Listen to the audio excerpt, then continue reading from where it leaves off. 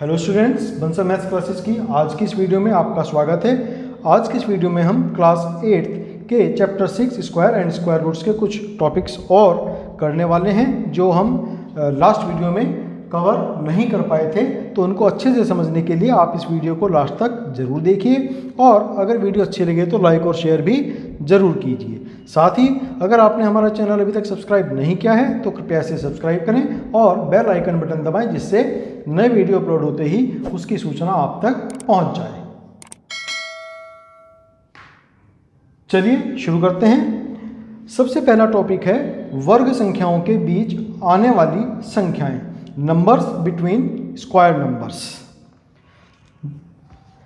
तो इसमें हम सबसे पहले देखेंगे, जैसे हमने कल कुछ संख्याओं के स्क्वायर्स की हमने टेबल बना करके आपको दी थी, तो उसी में से हम एक नंबर लेते हैं 1 और अगर मैं इसका स्क्वायर करूं तो वो भी मुझे 1 ही मिलता है।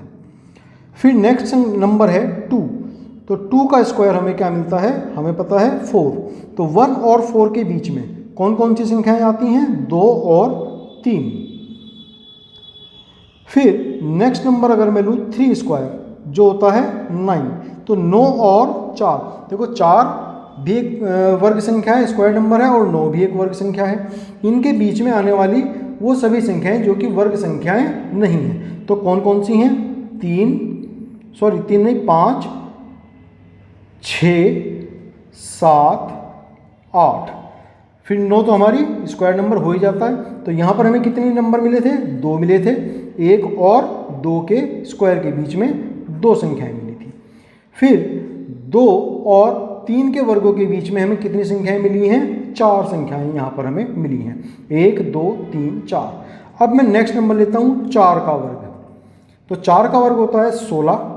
तो 9 और 16 के बीच में आने वाली जो नॉन स्क्वायर नंबर्स हैं वो हम यहाँ पर नोट करेंगे, 10, 11, 12, 13, 14 और 15। कितने हैं, 1, 2, 3, 4, 5, 6। 6 संख्याएं ऐसी हैं जो 3 के वर्ग यानी कि 9 और 4 के वर्ग यानी कि 16 के बीच में हमें मिलती हैं, और ये सभी कैसी हैं, नॉन स्क्वायर नंबर्स हैं, वर्ग संख्याएं नहीं हैं। तो अब हम यहाँ पर देखते हैं कि 1 के वर्ग और 2 के वर्ग के बीच में आने वाली संख्याएं कितनी हैं, 2, जो कि 1 का 2 गुना है, 2 गुना 1।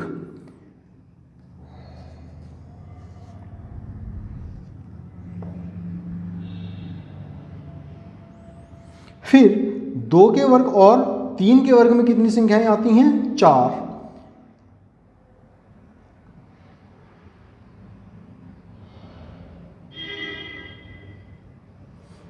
जो कि 2 गुना 2 है।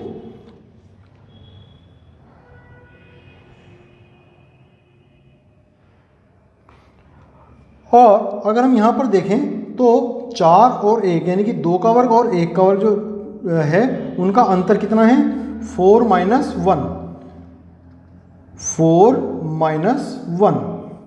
तो ये 4 हमें कहाँ से मिला है, 2 का वर्ग, और 1 कहाँ से मिला है, 1 का वर्ग। इन दोनों का डिफरेंस हमें निकालना है, 4 माइनस 1 3 मिल गया हमें, और उससे 1 कम ये अंतर आया है। दो जो संख्याओं आई हैं हमारी नॉन स्क्वायर नंबर्स हैं वो कितनी हैं, इन अंतर से, इसके अंतर से 1 कम, 3 से 1 कम।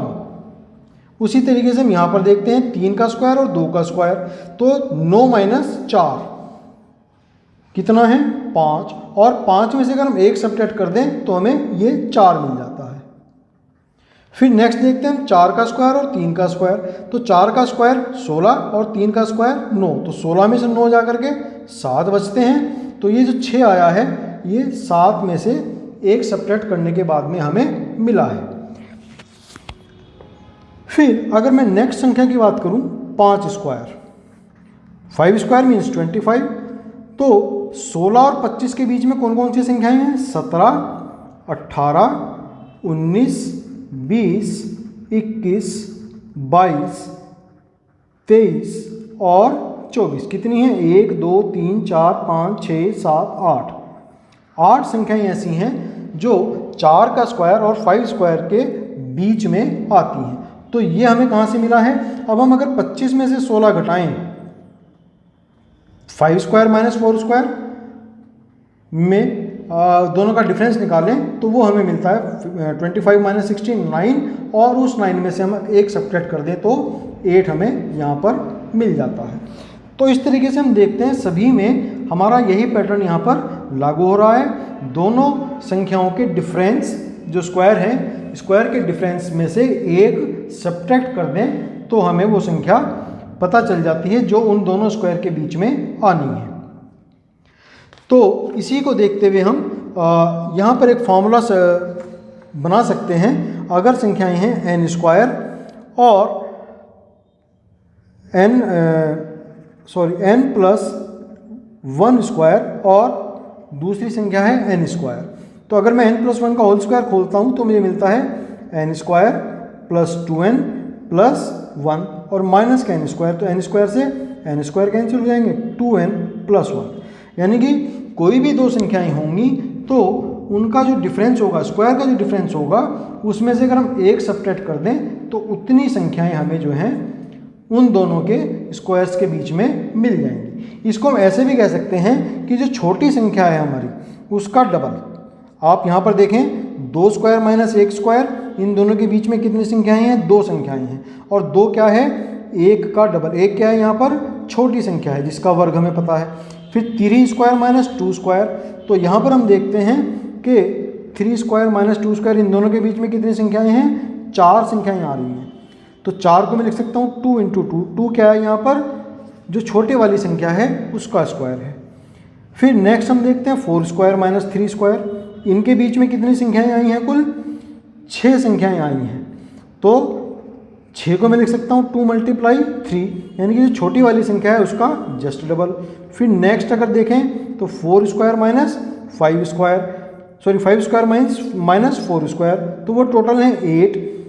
तो 8 को मैं लिख सकता हूँ 2 इंटू 4। तो मतलब जो भी छोटे वाली संख्या है उसका जस्ट डबल जो होंगी दोनों स्क्वायर्स के बीच में आने वाली संख्याएं होंगी। तो यहाँ के लिए फॉर्मूला बन गया हमारा n प्लस 1। अगर कोई भी n प्लस 1 से मतलब कि कोई भी दो ऐसी संख्याएं जिनका हमें स्क्वायर पता है। तो छोटी संख्या यहाँ पर n प्लस 1 है, एक n है, तो छोटी संख्या हो गई n, तो इसका जस्ट डबल यानी कि 2n जो है इन दोनों के बीच में आने वाली संख्याएं होंगी। अब यहाँ पर अगर मैं कहूँ आपको कि n बराबर 12 है, यानी कि 12 और n प्लस 1 क्या हो जाएगा यहाँ पर? 13, तो यानी कि 13 स्क्वायर माइनस 12 स्क्वायर, इन दोनों के बीच में कितनी संख्याएं आएंगी? तो 2 मल्टीप्लाई छोटी संख्या है 12, तो 24 संख्याएं इन दोनों के बीच में आएंगी। 13 का स्क्वायर 169 होता है और 12 का स्क्वायर 144 होता है। अब देखें अगर हम 144 से बड़ी 145, 146, 147, 148, 149, 150, 51, 152, 153, 154, 155, 160, 56, 157, 158, 159, 160, 161, 162, 163, 164, 165, 166, 167 एंड 168। तो देखते हैं कितनी है? 1 2 3 4 5 6 7 8 9 10 11 12 13 14 15 16 17 18 19 20 21 22 23 24। तो यही हमने बिना इस सब के सिर्फ फॉर्मूले के द्वारा हमने बता दिया था। तो किसी भी दो संख्याओं के वर्गों के बीच में कितनी नॉन स्क्वायर नंबर्स आएंगे ये हम कैसे पता करेंगे? जो छोटे वाला नंबर है उसका जस्ट डबल कर देंगे तो हमें आंसर हमारा मिल जाएगा। फिर नेक्स्ट है यहाँ पर एक टॉपिक हो गया ये। नेक्स्ट टॉपिक है विषम संख्याओं का जोड़, the sum of odd numbers. विषम संख्याओं का जोड़। The sum of odd numbers. एक विषम संख्या है और इसका वर्ग क्या होता है? एक ही होता है। फिर इसके बाद 3 एक विषम संख्या है और इसका वर्ग क्या है? 9 है।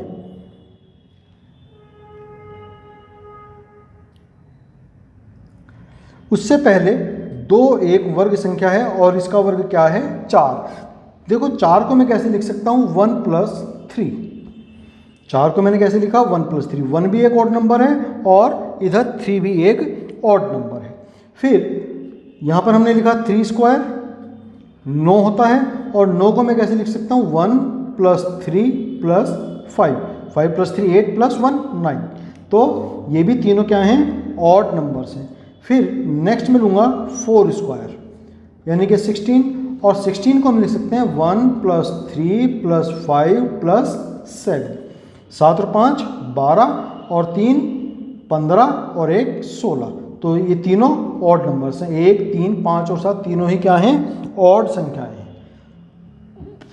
नेक्स्ट अगर मैं लूँ 5² 25, तो इन्हीं चारों के अंदर मैं केवल एक विषम संख्या ऑड नंबर और बढ़ाऊंगा इससे नेक्स्ट 9।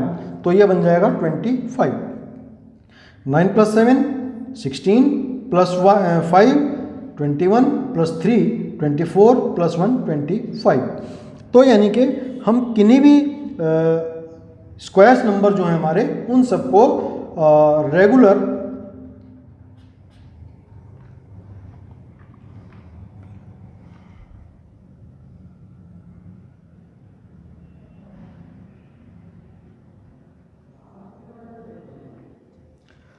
उन सब स्क्वायर्स नंबर्स को हम कंजुगेटिव ऑड नंबर्स के सम के फॉर्म में लिख सकते हैं। 2² 1 + 3, 9² 1 + 3 + 5, 4² 1 + 3 + 5 + 7, 5² 1 + 3 + 5 + 7 + 9।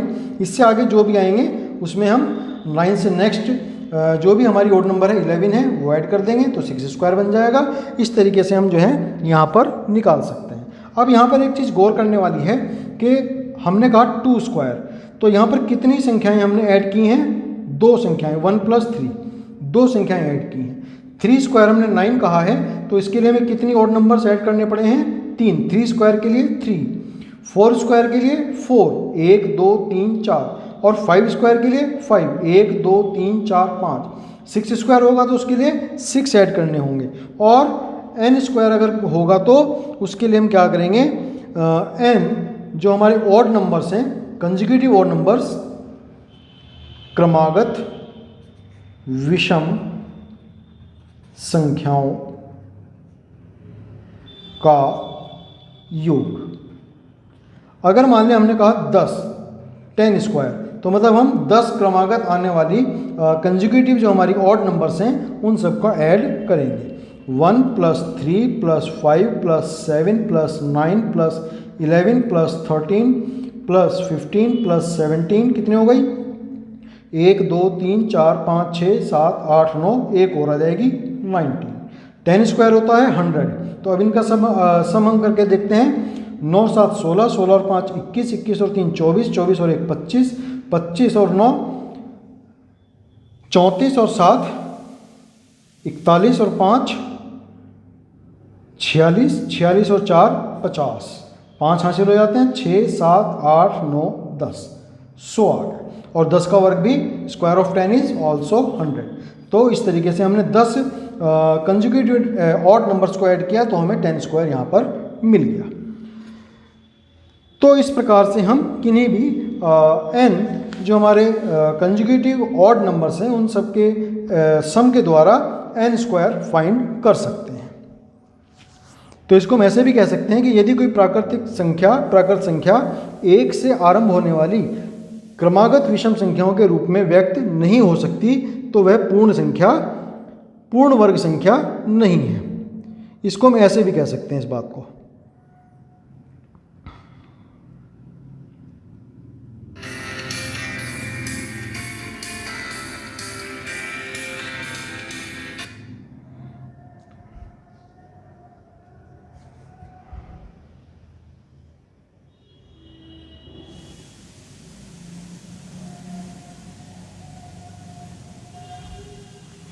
we can say what that if a natural number cannot be expressed as a sum of successive odd natural numbers starting with 1, then it is not a perfect square.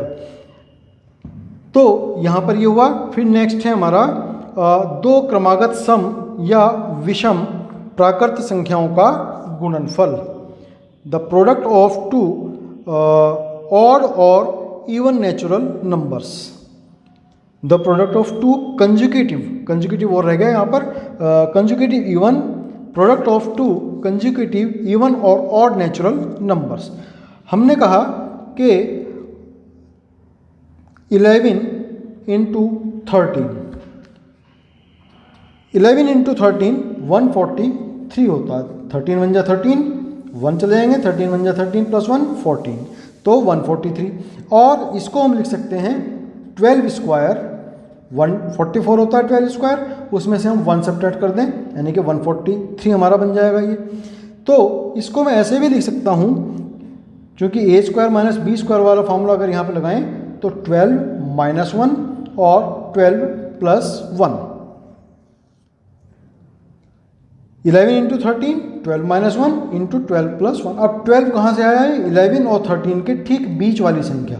11 और 13 के ठीक बीच में 12 है, तो 12 में एक सब्ट्रैक्ट कर दें और 12 में एक ऐड कर दें, तो जो हमें मिलेगा उन दोनों का प्रोडक्ट क्या होगा, इन दोनों की हमें मल्टीप्लाई मिल जाएगी. और देखते हैं, मान लिया मैंने कहा 15 मल्टीप्लाई 17, तो इन दोनों की अगर मैं मल्टीप्लाई करता हूँ 15 मल्टीप्लाई 17, तो 15 सत्ते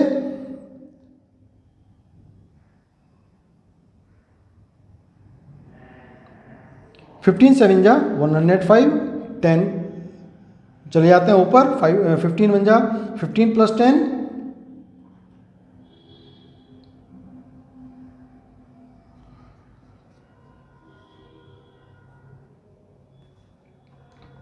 25. तो 15 मल्टीप्लाई 17 हमें मिलते हैं 255. अब 255 को हम कैसे लिख सकते हैं कि 256 माइनस 1, और 256 क्या है? 16 स्क्वायर माइनस 1. 16 कहाँ से आया? ये 15 और 17 के ठीक बीच वाली संख्या है, तो इसको हम लिख देंगे 16 माइनस 1 और 16 प्लस 1. यहाँ पर भी वही फॉर्मूला फिट हो गया कि दोनों संख्याओं के जो ठीक बीच में है उसमें से एक घटाएं और उसमें एक ऐड कर दें, और जो मिले दोनों की गुणा कर दें, तो इन दोनों की हमें यहाँ पर मल्टीप्लाई मिल जाएगी. ये तो हमने जो एग्जाम्पल लिए दोनों ही ऑड नंबर्स थे. अब हम यहाँ पर एक इवन नंबर्स का एग्जाम्पल भी लेकर के देखते हैं. मान लिया मैंने कहा 16 मल्टीप्लाई 18. 16 और 18 की अगर हम मल्टीप्लाई करें तो हमें क्या मिलता है? 16 और 18 की अगर मल्टीप्लाई करते हैं तो हमें मिलते हैं 288. 288 को मैं लिख सकता हूँ 289 माइनस 1. और 289 क्या होता है? हमने कल टेबल बनाई थी 17 स्क्वायर माइनस 1, तो यानी कि हम इसको लिख सकते हैं 17 माइनस 1 और 17 प्लस 1. यानी कि कोई भी दो नंबर्स हैं तो उनका प्रोडक्ट जो होगा उनके ठीक बीच वाली संख्या में एक ऐड करें, एक सब्ट्रैक्ट करें और दोनों की मल्टीप्लाई कर दें, तो वही इनका प्रोडक्ट भी हमें मिल जाएगा. तो ये हो गया हमारा टू कंजुगेटिव ऑड और इवन जो नेचुरल नंबर्स हैं उनका प्रोडक्ट. तो स्टूडेंट्स इस चैप्टर में आज के लिए हम इसमें इतना ही रखेंगे. नेक्स्ट वीडियो में हम इसकी एक्सरसाइज 6.1 के क्वेश्चंस करेंगे, तो उनको अच्छे से समझने के लिए आप नेक्स्ट वीडियो को भी देखना ना भूलें. तब तक के लिए आपको शुभकामनाएं और आपका बहुत धन्यवाद.